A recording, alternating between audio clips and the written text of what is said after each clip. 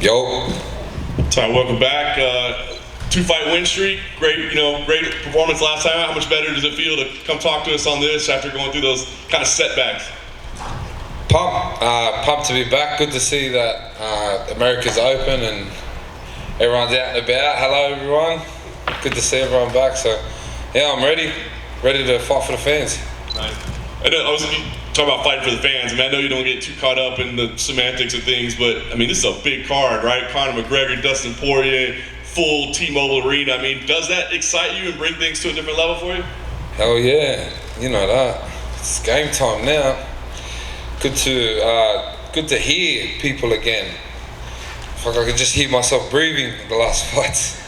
So it'd be good. I'm excited, man. I'm ready. Probably won't have to struggle to find anybody to do a Shuei with after, right? Nah, better not be. Better not be. What'd you think of when they gave you this matchup? Had you been watching Greg's career and his development? Did you know much about him? Nah, not really. I know he's in the heavyweight division and whatnot. I saw him fight Brendan Sassoli. Oh, not Brendan Sassoli. And that was pretty much all I really knew. And I heard that he fought and he played in the NFL and that. So great achievement, like what an athlete, you know what I mean? To be able to represent yourself in the NFL and the UFC, it's a great achievement. But now he's talking about breaking my face and whatnot, but we'll see about that. Have you watched much tape or tried to break down his game at all? Obviously you said he's a big, strong guy that played in the NFL. He's going to be a great athlete, but you watch technique or anything? Not really. He's big and strong. I'm fat and strong. It's all good. And camp this time, did you do camp in Dubai again, or was it Australia? Nah, I went back home.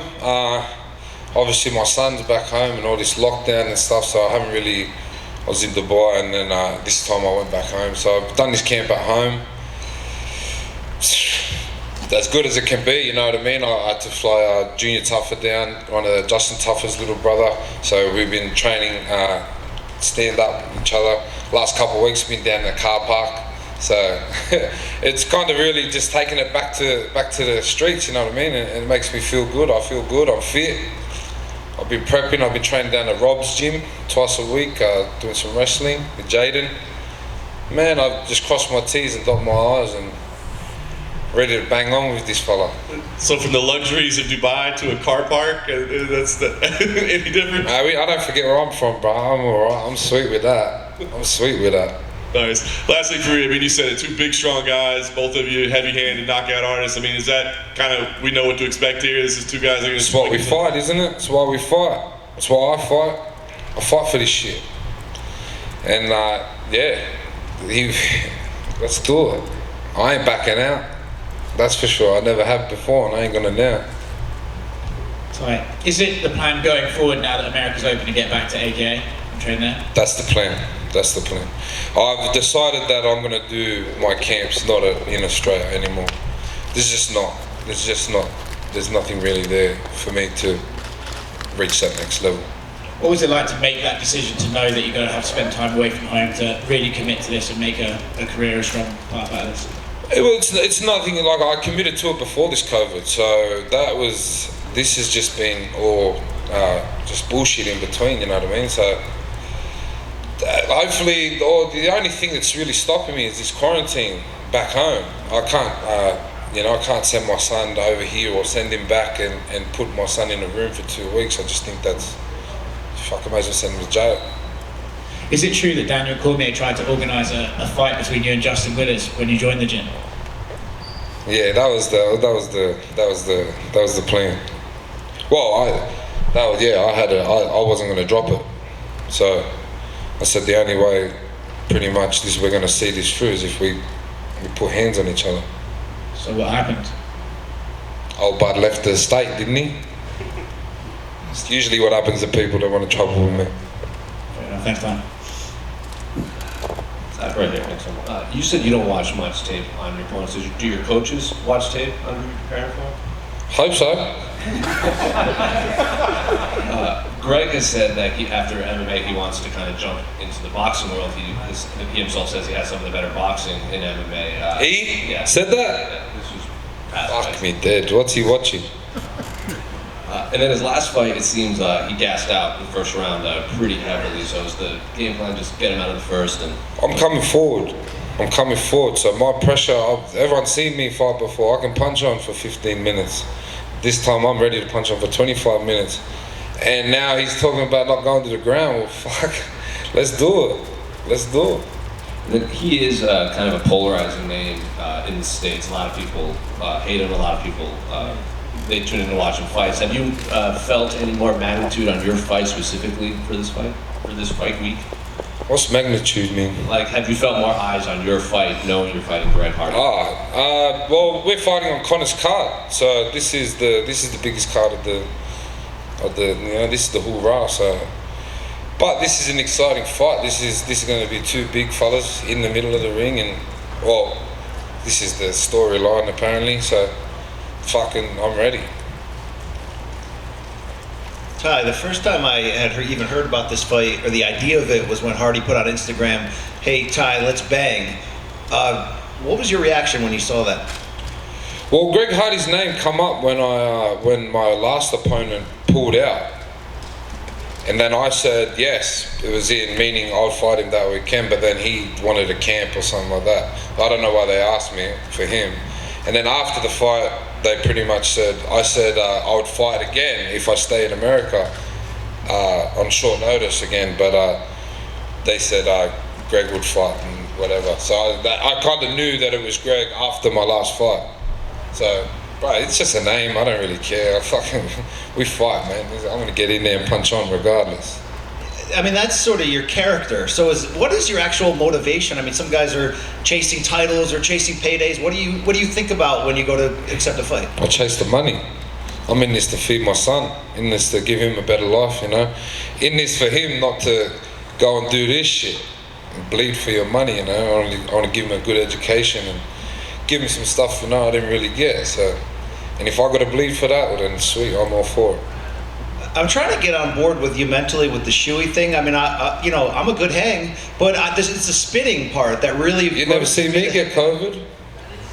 I told you, this is the vaccine. I've been telling you this for years. Bit of spit, you know, does a lot. You have a story of your favorite Shuei that we haven't seen, either your grossest one or your highest profile one? Yeah, I've had a few bad ones, real bad ones. 50 plus people spit. I know, there's something wrong with me, but I've accepted it. Okay, final question on the Shuei. When was your first and what was the situation, please? I can't even remember. The Shuei in Australia really is that's why I'm so amazed that it's become so big. It wasn't kind of made my grave and have to lay in it now. So, but it's just a natural thing in Australia. So it's just, fuck, what a way to get the party started and taking someone's shoe off and just, you know what I mean? It gets the blood pumping. Hey Ty, over here on your right. Ty, your last few fights, you've really traveled quite a lot for a lot of them. When you have that kind of travel and you want to just, you obviously got to lock in. Do you have a particular routine for these long trips from the plane to the fight week? Nope. I'm tired of shit right now. I landed yesterday. No, not really. Just train, get my work in. Usually fight day, I'll just sleep and just wake up and get the party started.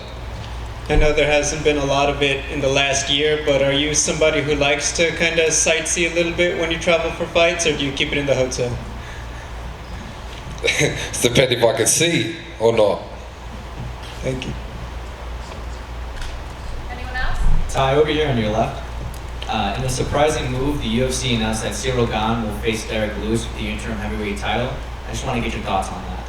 Big fight. Cyril Gane's probably, he's the next, he looks like the next best thing. But man, Derek's a bluer, and I wouldn't rule Derek out for sure.